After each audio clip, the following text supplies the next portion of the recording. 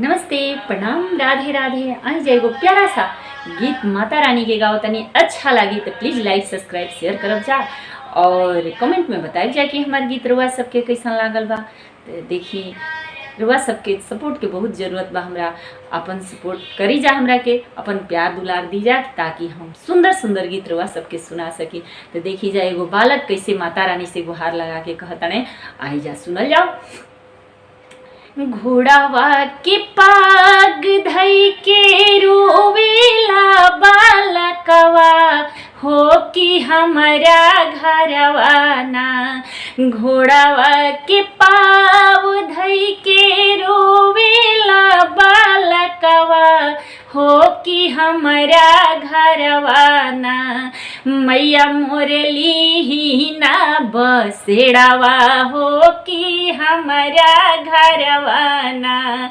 मैया मोरे होई ना दयाल कि हमारा घरवा ना।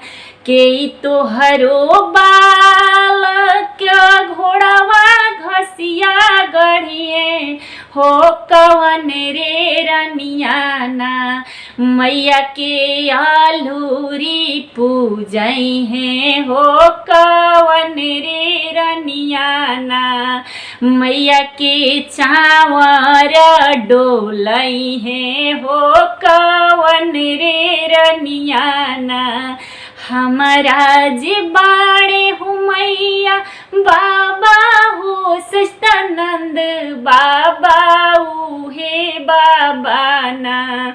मैया के घोड़ावा घसिया गढ़ी है हो हे हो बाबा ना। मैया के घोड़ावा घसिया गढ़ी है हो हे हो बाबा ना।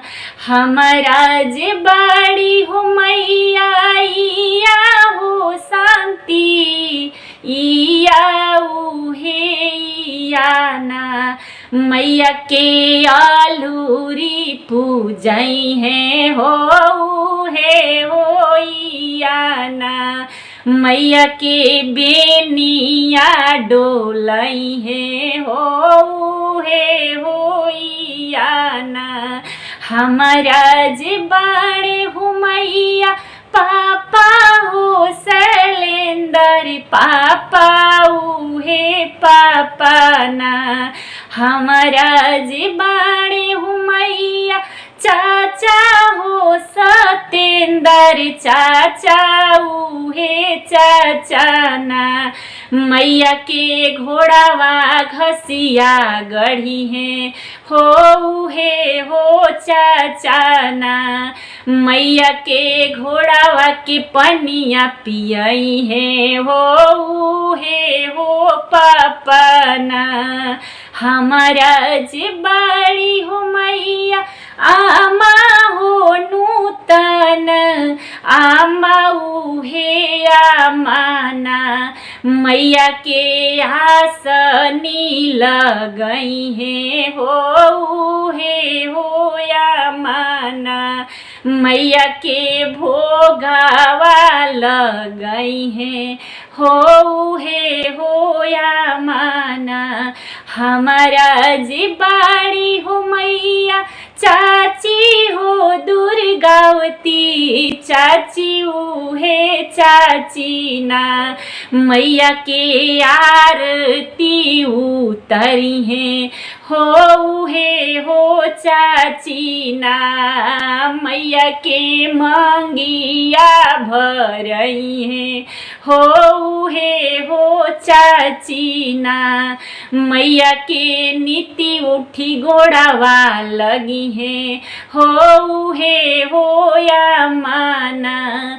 घोड़ावा के पैर धई के रोवेला बालकवा हो कि हमारा घरवा ना। मैया मोरली ही ना बसेड़ावा हो कि हमारा घरवा ना। मैया मोरे होई ना दयाल कि हमारा घरवा ना।